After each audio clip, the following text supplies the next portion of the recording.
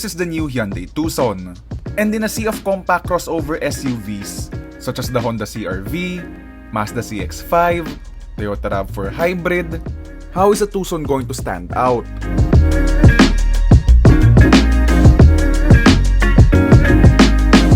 So what you're seeing here is a top-of-the-line diesel variant of the Hyundai Tucson, but whichever variant you choose, you get a crossover SUV that looks very stylish in every single angle. So beginning with the front end, you're gonna see its parametric grille, very distinct, very unique in any car, not just for the crossover SUV segment, because of the fact that the LED DRLs, yung kanang daytime running lights, blend into the grille pattern. So pag nakapatay itong kotseng ito, this actually just looks like yung mga bezels or yung mga dark chrome pieces na yan.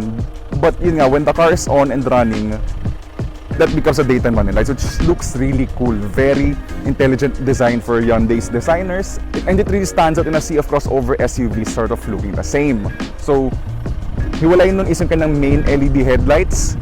As usual with every crossover SUVs out there, we're gonna see its satin silver faux skid plate effect doon, and of course, black body cladding. Then down the sides, you're gonna see yung kanang stylish 19-inch wheels for this particular diesel variant. And yun nga lang for me, while this gray paint looks really nice, it sort of doesn't do justice to the car's design because of the fact na di man dahil pangit yung color. It's actually a nice color, but it hides the potential of all of these creases and lines that you're seeing here sa katawan niya. Because as you go through the sides, you're gonna see its complex body creases, pentagon-shaped creases, I guess, that extend all the way here to the back. My particular favorite being itong kanyang rear haunch that sort of emphasizes the car's rear fenders, giving it a very wide stance. Talagang everything here has been designed, like almost every aspect of the vehicle has been given an element of sculpture or design, including itong kanyang satin silver trim piece sa kanyang window, which extend all the way back here to give it a sloping roof effect.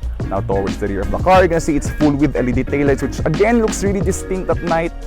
Very cool looking, sobrang modern tingnan. Yun nga lang, the reverse lights and turn signals are separate from the main taillights, which could be a bit of a visibility issue, especially if there's a car following in front of you, blocking yung taillights ng Hyundai Tucson.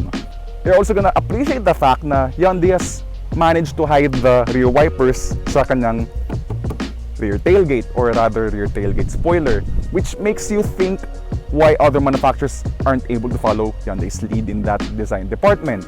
So basically, that's the Hyundai Tucson for you. It looks very stylish, very unique in the crossover SUV segment. It's actually standing out sa totoo lang because there's no other crossover SUV in this segment that looks just like the Hyundai Tucson, which now then leads me to talk about the stylish interior of the Hyundai Tucson.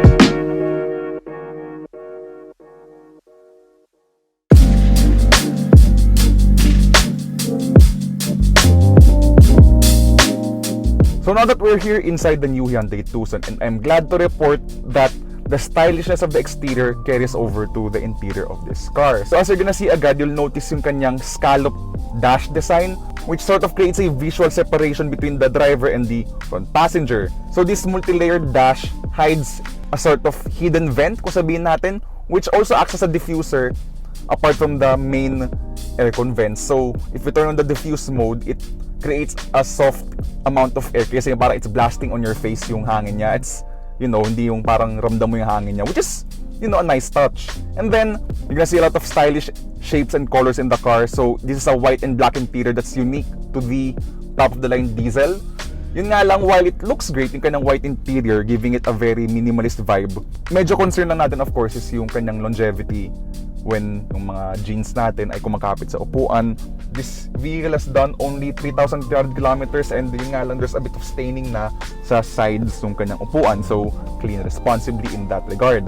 So you also have a lot of piano black sa interior. Normally, I'm not a fan of having so much piano black, especially in the high touch points. So yeah, thankfully though, the climate controls aren't buried in the touchscreen. Hiwalay pa rin siya, though not physical controls. I mean, wala kang knobs and stuff. It's those capacitive touch things, but at least you have a toggle for the temperature, which is a good thing na rin. There's plenty of soft touch materials in the interior. It feels really nice, really premium here inside. Then The seats are really comfortable. The driving position's excellent. Generous adjustment for the tilt and telescopic steering, by the way. And now, I think it's a good time to talk about the infotainment system. It's a really good infotainment system. It's an 8-inch screen, not the 10.25-inch you'd see in the overseas models, but I think I would prefer this solely for the fact that you have physical controls sa sides niya, which makes the infotainment system very easy to use. So, functionality-wise, it's really good. There's plenty of stuff you could do with the infotainment system. Wireless Apple CarPlay and Android Auto comes as standard, and as usual with the Hyundai Kia infotainment systems, they're responsive and easy to use. The icons are large, so even if you're driving, they're easy to tap. So, as for the rest of the interior, you have a button shifter here sa baba. You also have a power adjustable driver's seat nga lang, not for the front passenger, unfortunately. And yeah, so I guess it's a good time to talk about the back seats of the Hyundai Tucson. So now that we're here at the back of the Hyundai Tucson, and just in case you're not aware, there's actually two versions of the Tucson that's sold globally. So in Europe, the Hyundai Tucson is in a short wheelbase version, so it's actually about as long as a Peugeot 3008. But for the rest of the world, like of course Southeast Asia, Korea, North America especially, they get the long wheelbase version. So in terms of length, it's actually around 4.6 meters long, and that's reflected here sa sheer amount of legroom na meron ako. Headroom's really generous. Legroom, as mentioned nga, sobrang luwag, and pwede kang makadekwato dito sa totoo lang. There's also a center armrest, which is always a good thing, with 2 cup holders. And then yun nga lang, may disappointing aspect lang for me ang Hyundai Tucson na ito. So, when was the last time you saw a car with a lap belt for the middle passenger? I don't know why that still exists in 2023, but yeah, I hope that's something that becomes a 3-point seat belt for the middle passenger. Apart from that part, you also have 2 USB fast charging ports here at the back with your climate control vents and 2 backseat pockets. The windows also go all the way down and in a one-touch up-down fashion. And yeah, the seats themselves are lovely as well. Maganda yung comfort levels niya. Yun nga lang, may really main drive talaga is this lap belt, itong 2-point lap belt, because yun nga, yeah, every car, even budget cars, have a 3-point seat belt for the middle passenger. So, with that said, let's now talk about the trunk space of the Hyundai Tucson. As for cargo space, the Hyundai Tucson offers a massive 539 liters, which puts it nearly on top of the class like the Honda CR-V, Subaru Forester, and Toyota RAV4. And then once you fold down those rear seats, space increases to more than 1,800 liters, which again is one of the best in its class. 2 engine choices are available for the Hyundai Tucson, with the base GL using a 2-liter gas engine, while this top-spec GLS uses a 2-liter turbo diesel engine. The base gasoline uses a 6-speed automatic, while the diesel uses an 8-speed automatic that's hooked up to a shift-by-wire system. And so with all of these details out of the way, how does a Tucson feel like on the open road?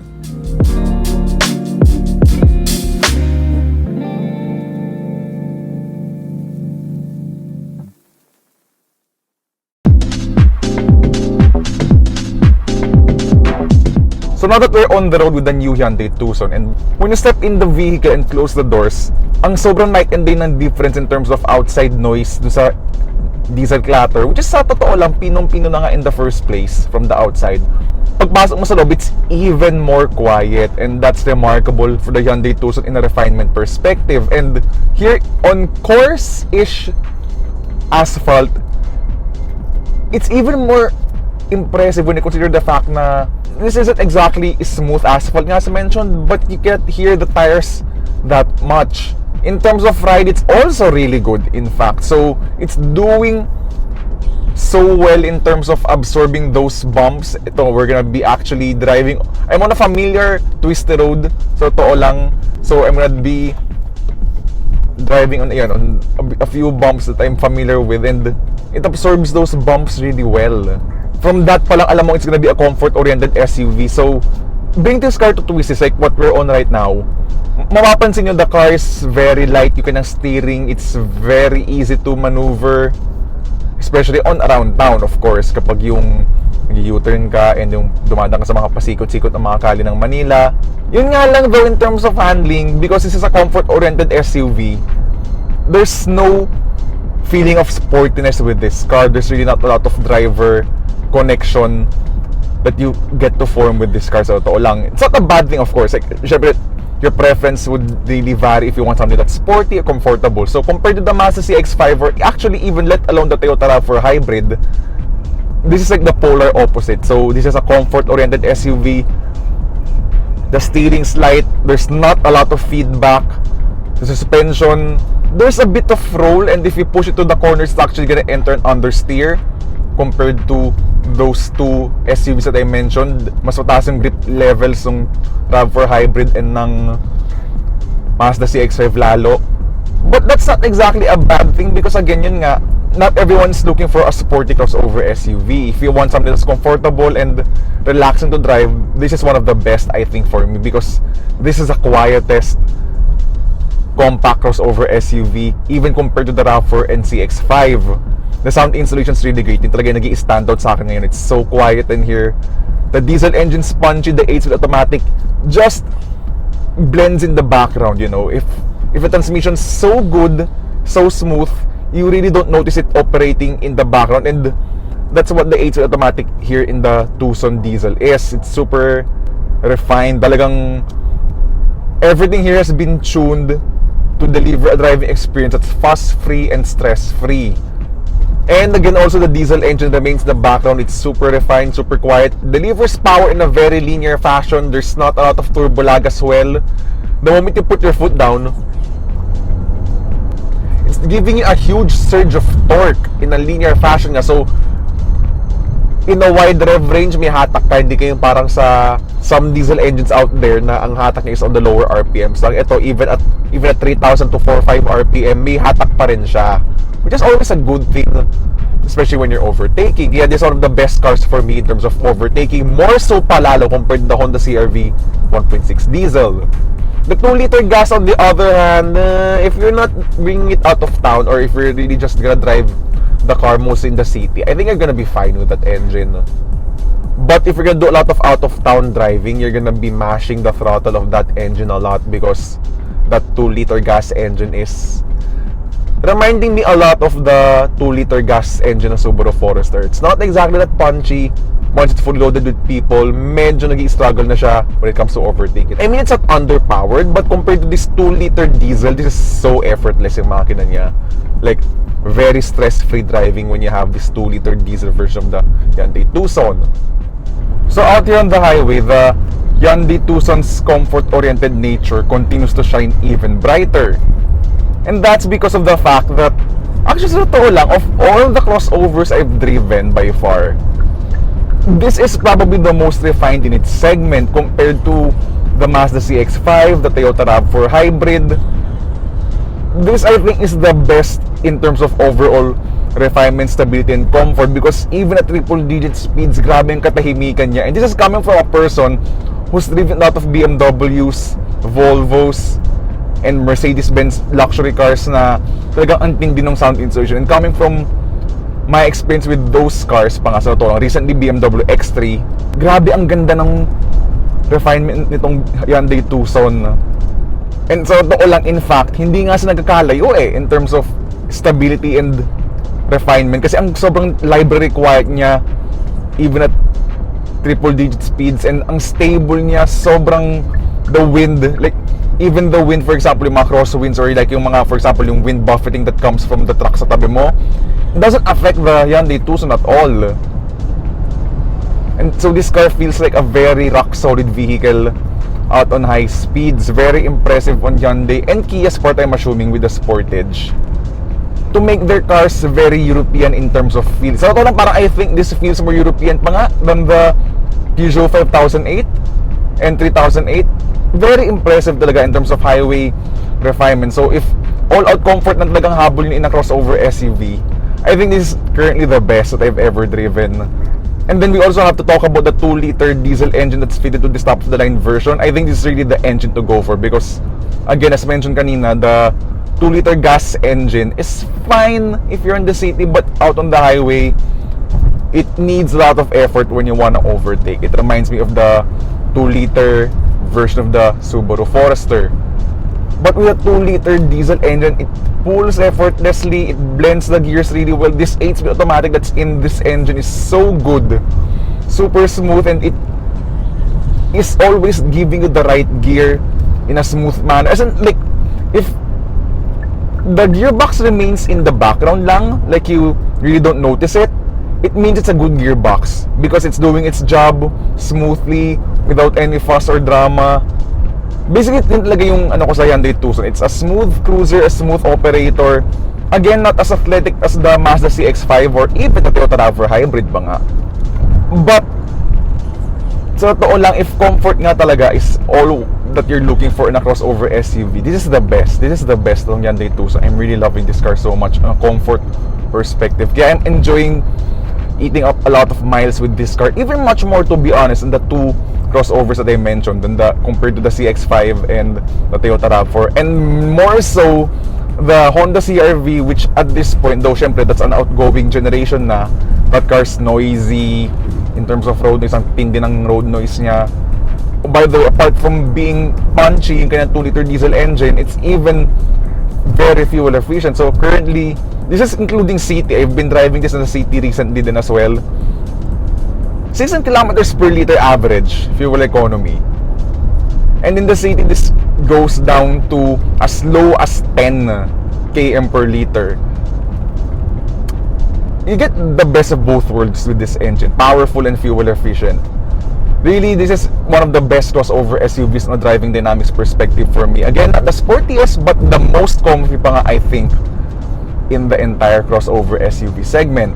So I'm looking forward sana that Kia brings in their Sportage as well. It's been 2 years since that car has been launched in the global market. So it's a missed opportunity, I think, for Kia.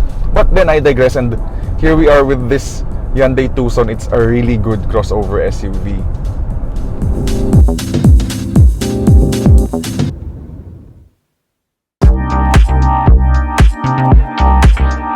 Pricing for the Hyundai Tucson starts at a little under 1.6 million pesos, which gets the base gas-fed GLS. For that price, you get leather seats, a black interior, fully digital gauges, an 8-inch infotainment with wireless Apple CarPlay and Android Auto, wireless charging, smart entry with push-button start, just to name a few. Moving up to the GLS Plus Diesel, add stuff like a powered tailgate, a power adjustable driver's seat, the option for a white interior, and surprisingly, that's pretty much it. So if features is all you're after, you'll already be content with the base GL gas. On the downside, while the more affordable Creta and Stargazer get a full suite of advanced driver assistance tech, that's unfortunately not the case with the more expensive Tucson. Lack of driver assistance tech aside, I do think that the Hyundai Tucson in diesel form is still one of the best in its segment, thanks to its near luxury car levels of refinement, stability, along with an excellent blend of fuel economy and performance. The gas version's a bit on the slow side, but then again, that costs a little under 1.6 million pesos only. But if you have the means to spend, we'd recommend splurging for the diesel, because with this engine, it makes the Tucson one of my top 3 favorites in its segment.